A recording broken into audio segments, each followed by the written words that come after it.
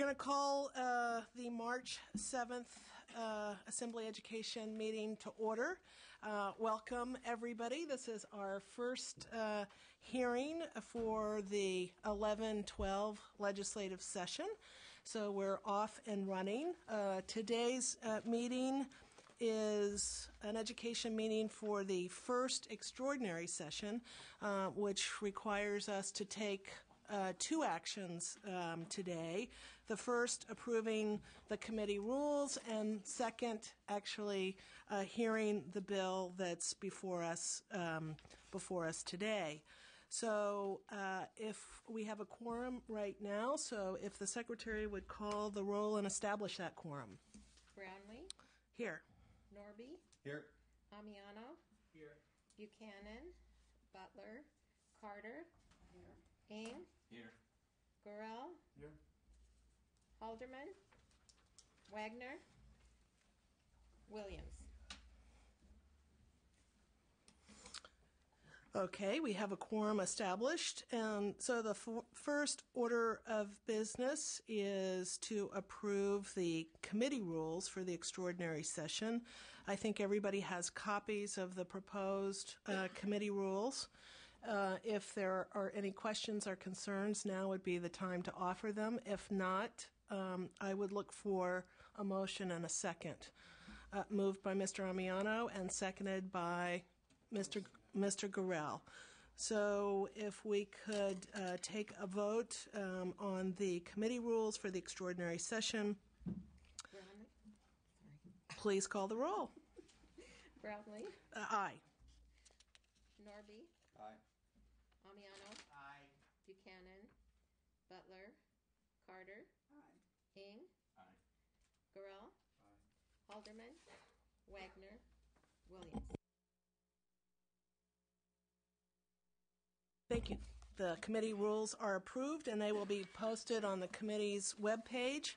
And now we will move to Senator Steinberg's bill, SB X1.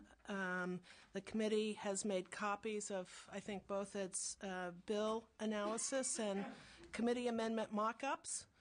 And other than that, we will begin and Move the bill. the bill has been moved, and is there a second? Second. Ms. Cooper, you're here for the senator? I am here on behalf of Senator Steinberg. Yes, thank you. Excellent. For allowing me to present on his behalf. Excellent.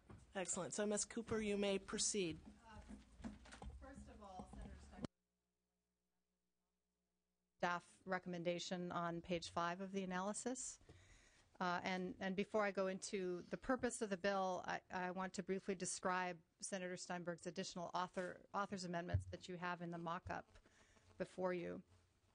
He is changing the funding source for the bill from the Energy Resources Programs account to the Renewable Resources Trust Fund. The trust fund, like IRPA, is an existing special fund outside of Prop 98 and the general fund that's generated by an existing surcharge on electricity ratepayers. These amendments do not increase that surcharge.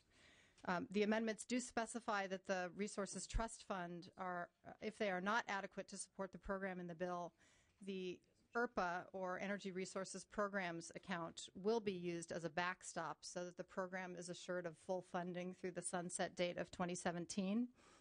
We are also continuing discussion with the Speaker's office about potentially shifting to AB 118 funding as the backstop instead of IRPA, and we'll continue those conversations as we move to your Appropriations Committee.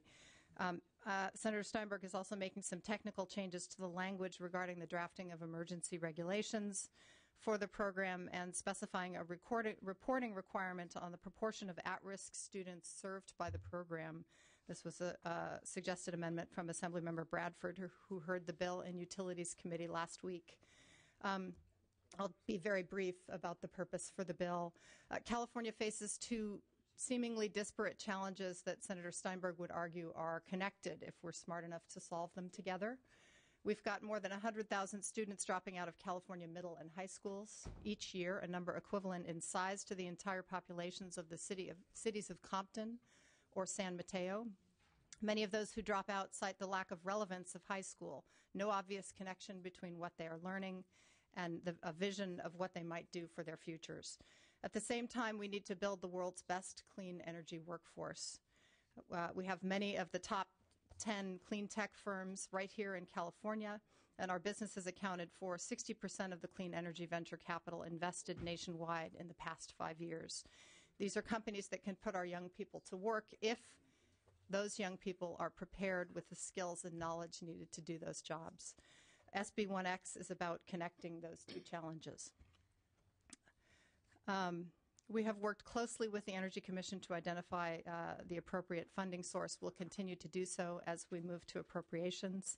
This is dropout prevention, it's workforce development, it's economic stimulus, and it furthers California's leadership position on greenhouse gas reduction and the development of a world-class clean energy economy.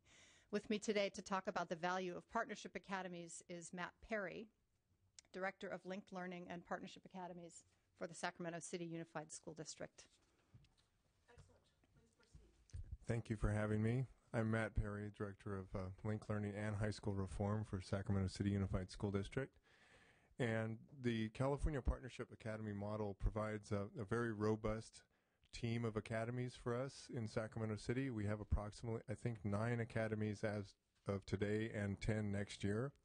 And we would strongly support academies that focus on clean technology and green renewable energy, especially in this era of we need to find a way to provide young people an opportunity to get in there what we would call 10,000 hours, what Malcolm Gladwell described that somebody needs to put in before they become an expert.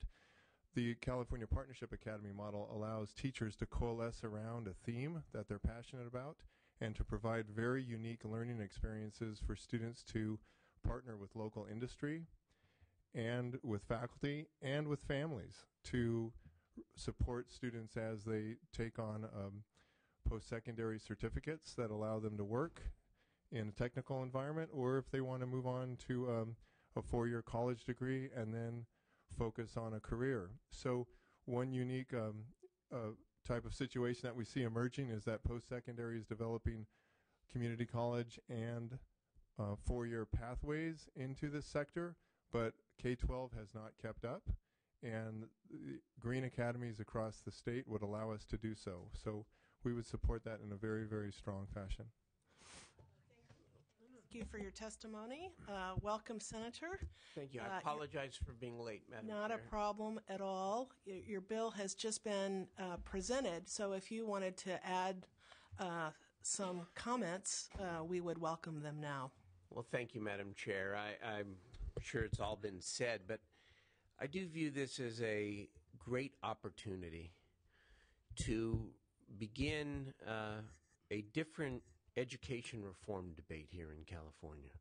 Not that the old one or the current one is irrelevant. It's obviously important and relevant, but we must find more effective ways to link the curriculum that we are delivering and the economy.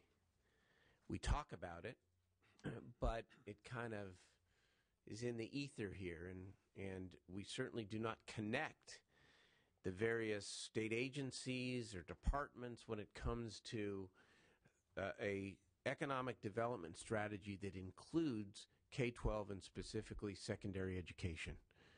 So this is intended to say, look, we're crossing over from Prop 98 in terms of funding. In terms of curriculum, we're recognizing that there is this synergy to be had that can be had, frankly, beyond just this bill and beyond just green. It can be had in many other areas as well, like healthcare and biotech. And so this is a start. And it's not a modest start because we're talking about 90 Green Career Academies that would serve over time thousands of young people, reduce this unacceptable dropout rate, and maybe begin a transformation that would have us all pulling the same way when it comes to education and the economy. So I'd urge and I vote. Thank you. Thank you very much, Senator. Other witnesses in support? Thank you, Madam Chair, members of the committee. Virginia Strom Martin on behalf of LA Unified School District. LA Unified has looked at partnership academies for quite some time as dropout prevention. We have at this time over 50 different partnerships in various sectors of the economy. And we had our director of the Partnership Academy up here last week testifying on behalf of the bill. I'm sorry he couldn't be here this week, but he gave some very compelling testimony about how students who are on the verge, literally, of dropping out, and in some cases entering into gang activity, have been turned around by this very engaging and relevant curriculum. And it is indeed a team effort involving parents, the schools, the teachers. And in this kind of a setting, there is no such thing as anonymity for a student. So it's a really wonderful way for students to learn and succeed, become employed, and become wage earners, thus taxpayers. We really urge your support for this bill. Thank you. Barrett Snyder on behalf of the California Association of Regional Occupation Centers and Programs and the California Continuations Education Association, Continuation Schools. Just echoing a lot of the points Virginia made about the dropout prevention aspects of this. Thank you. Thank you. Next witness. Good afternoon, committee. This is Mike McGee, California Community College Chancellor's Office. On behalf of Chancellor Scott and the Board of Governors, we share the Senator's goals and support this bill. Thank you. Thank you. Rachel O'Brien on behalf of the California League of Conservation Voters in strong support. Thank you. Janice Ward in Washington, Office of the State Superintendent of Public Instruction, Tom Torlakson. We apologize for not being able to have a letter in for this hearing, but we are in support, and the superintendent applauds the work that the author has done and his staff and continue to work with them. Thank you. Thank you. Hello, Valerie Torella, Pacific Gas and Electric Company. We support this bill. We have 5 partnership academies that we've partnered with high schools in our service territory.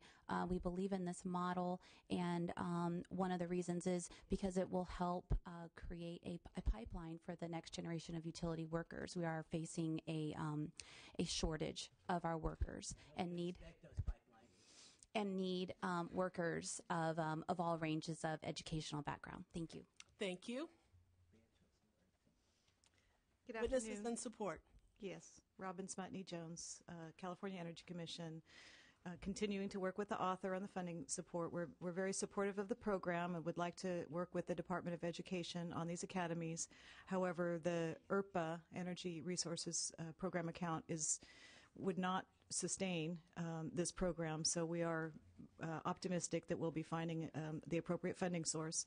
And I'm sorry I came in a little bit late. Did we talk about the 60-day reg requirement? We didn't. Okay, so we're trying to work out the timeline as well so we can do it in time. But again, just very supportive of the program. Thank you. Thank you. Thank you. Any witnesses in opposition? Hearing none. Questions from members? Senator, did you have an additional comment? No. Thank you. No other? Ms. Carter. Thank you, Madam Chair. I just wanted to ask the gentleman from Sacramento, operational, how does it work? I mean, just what happens when the student is interested in? Well, what happens is we begin to recruit students in the 9th grade, and then they become members of the academy 10th through 12th grade. Each year they take a technical course, so we would choose a course sequence, or across the state, whoever was awarded an academy would choose a course sequence that moves students into a local training program for green tech or renewable energy. So they would take their traditional high school requirements and 3 courses at minimum that are technical, and those would be integrated. And that's the key for the dropout prevention, is that the academic teachers are working directly with the technical teachers on an integrated core, and that parents and industry partners are involved with that. Parents in terms of what is the trajectory and the roadmap look like for success, and then industry partners to bring in job shadows and internships and actual hiring for young people even prior to leaving high school during the summer. They're very, very robust programs. There's 500 in California right now. They have an excellent track record for graduates. 11 to 17% more earnings power in the first 8 years after high school. So across the nation, 7,000 academies. They're the most robust studied high school reform that we've ever had, and we're improving them all the time. Oh, thank you. Senator, I'd like to be added as a co-author. Be a pleasure. Thank you. Thank you. Any other questions or comments? Mr. Norby. Thank you, Madam Chair. Mr. Vice Chair Norby. Yes, thank you. Yeah, I'm trying to get my hands around this bill because right now, here, I have a bill right here. Yeah, well, I appreciate that. I mean, it seems like the extraordinary session is there to guarantee essential education funding, and this is adding an additional program or a carve-out of an existing program. And if the Titanic's sinking, the issue is not whether to have new deck chairs, but how to get it right. So I'm trying to write this. I'm trying to link this with that. Why create a whole new program or a carve-out when we're trying to assure basic education funding? I'm also concerned about creating little pathways from certain revenues dedicated towards certain things, toward certain subject matters. These may already exist. Maybe there are snack taxes which go for anti-obesity training in schools. I know there's tobacco taxes that go to all kinds of things. A lot of it doesn't have much to do with tobacco. But that was the reason the governor had vetoed this before. I'm just thinking out loud here. You could have a tariff on French goods to finance French language classes, or some of the car tax to finance auto repair shops, and you could probably find nexuses there. But education is funded primarily by local property taxes, as it should. And I'm fighting with you to make sure that those property taxes adequately go to education rather than get diverted to other things. And so I'm just concerned about tacking on and carving out funding sources which maybe make our funding formula even more complicated, hard to understand. And I'm sure that the author has a response to that, but those are some of my concerns. Thank you, Assembly Member. It's a fair question, and I think it is noteworthy that the Energy Commission, Ms. Smutny-Jones, has come to every committee hearing thus far and indicated the Energy Commission's support for this, because I think the fundamental answer is that when you look at the call of the special session, it's not just about resolving the budget, that's first, but it's also about job creation. It's about economic development.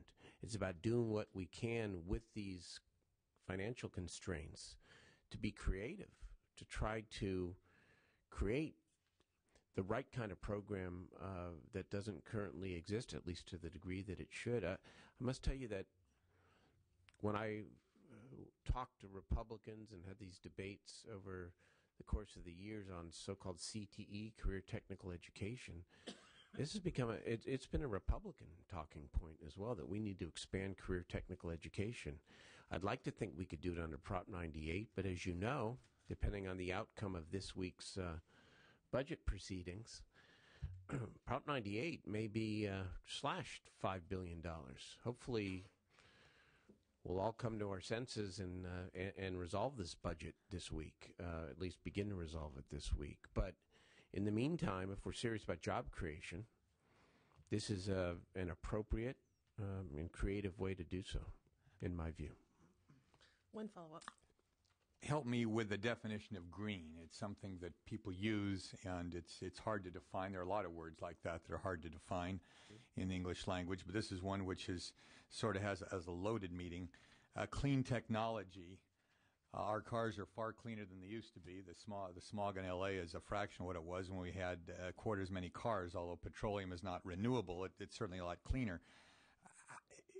Is this a political catchphrase? Does it have a specific legal meaning? And how do we define exactly what green means in terms of this and what would qualify under that? Well, page 5 of the bill endeavors to appreciate you reviewing that for me. Create a definition. It defines clean technology business to include one or more of the following: energy audits for determining that energy savings that could be recovered through utility bill financing, so that's cost saving. Retrofitting and weatherization activities that increase energy efficiency and conservation, that's certainly clean energy. Energy and water efficient public buildings. retrofitting and installing energy-efficient household appliances, windows, doors, insulation, and lighting. You want me to go on? Oh, that's fine. No, that's okay. But I do think the bill clearly defines what the senator means by green or clean technology. All right, appreciate that. And there's a similar detail around the definition of renewable energy business that would qualify here to partner with the high schools. Mr. Gorell. Thank you, Madam Chair. Senator, I'm terribly conflicted about this bill, and I abstained in Utility and Commerce on it because I really wanted to find a way to support it. I don't think there's anyone in the building that likes career tech education as much as me. I'm an advisor to a local career tech high school that you come out with A through G rigor requirements. You also do everything in a career tech setting.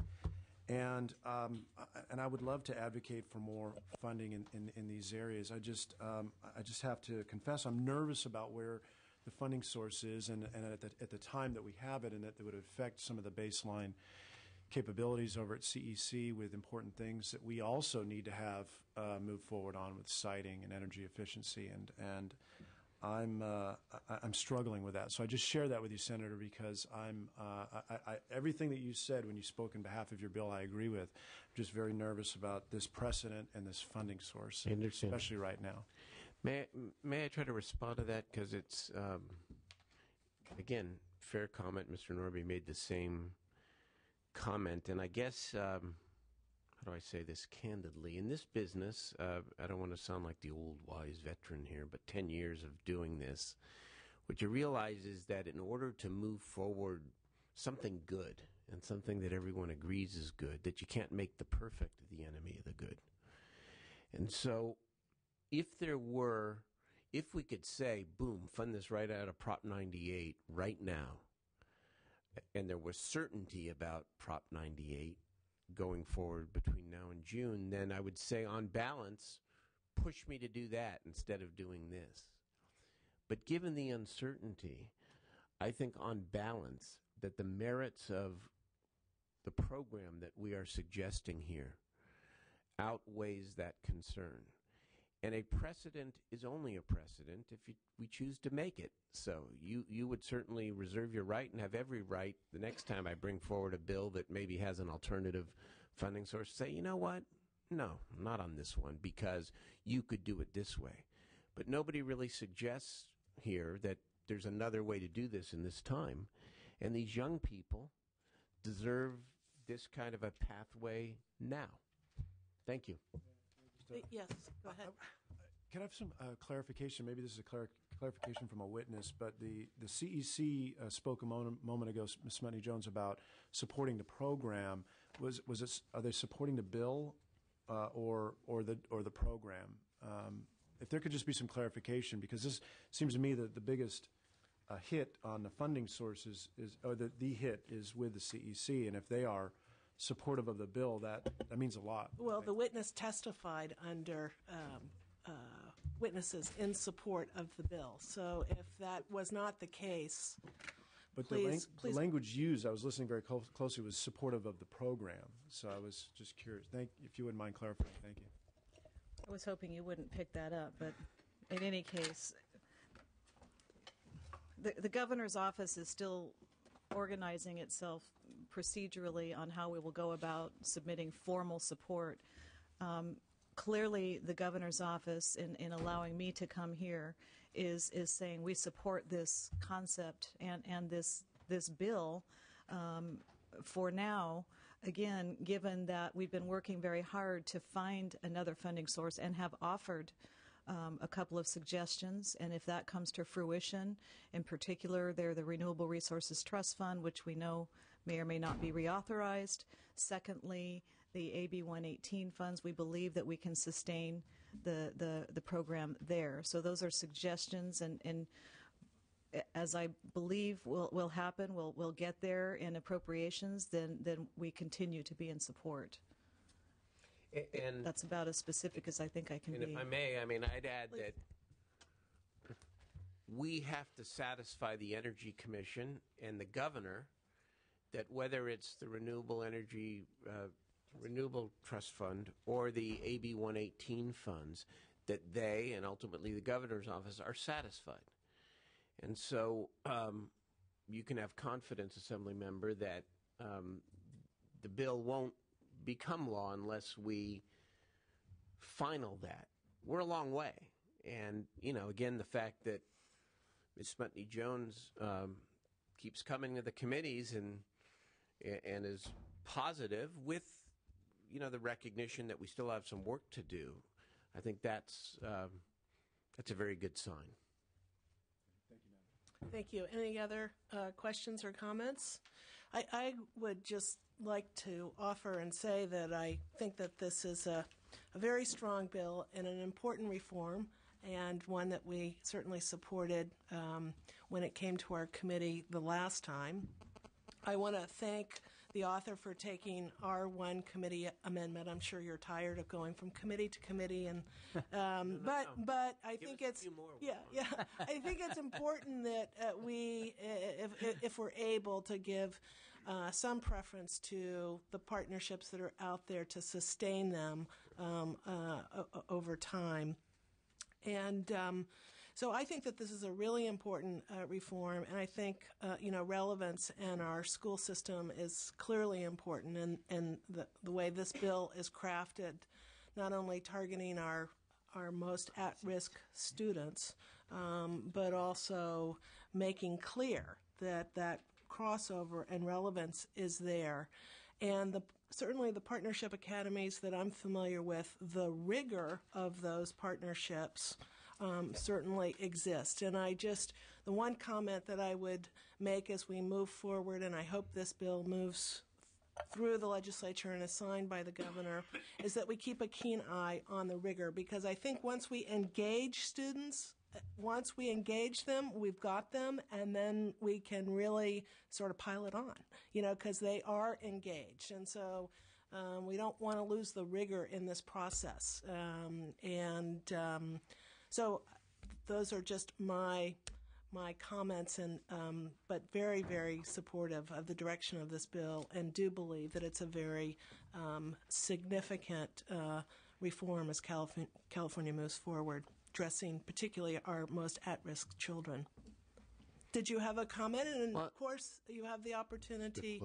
Thank you again, Madam Chair, and thank you to all the members, and thank you, Assembly Member, for your interest and questions, and appreciate the fact that you're grappling with this. I just want to end with your comment here about rigor, because too often career education has been posed as a competition or a choice between rigor and relevance, and you're right, it has to be both. And later this year, hopefully, as the rest of my package on this subject moves through the state Senate, we hope to be before you with what we think is an even bigger idea, and that is to work with the University of California, which defines rigor through its A to G requirements, and to use its research arm and to convene stakeholders from throughout the state and commit ourselves to creating 15 different applied ways to teach every core academic course in this state, these so-called A to G requirements, so that districts can plug in these curricula in a way that does not create the false choice, that every kid, every young person has the rigor, but they can choose. And algebra can be taught in 15 different ways that's relevant and that's interesting, and that allows a student to proceed. So this is kind of the tip of the iceberg here. And I think we can, like I said earlier, change the education reform debate in this state to be more about what we're delivering, and it's linked to the economy. I look forward to that. I'll look forward to seeing those bills as well. So thank you, Senator. And the motion is do pass as amended to the Appropriations Committee. We have the bill was moved by Mr. Amiano and seconded by Ms. Carter. And will the Secretary call the roll? Brownlee? Aye. Brownlee, aye. Norby? Norby not voting. Amiano? Aye. Amiano, aye. Buchanan? Aye. Buchanan, aye. Butler? Aye. Butler, aye. Carter? Aye. Carter, aye. Ing? Aye. Ing, aye. Gurel? Gurel not voting. Halderman? Halderman not voting. Wagner? Williams? has 6 votes. 6 votes. Your bill is out. Thank you very much. Thank you. And before we adjourn the meeting, I just wanted to welcome our new members, Ms. Halderman, Mr. Gorell, a returning member, Ms. Buchanan, Ms. Butler. It's very nice to have you on the committee and really look forward to working with you all.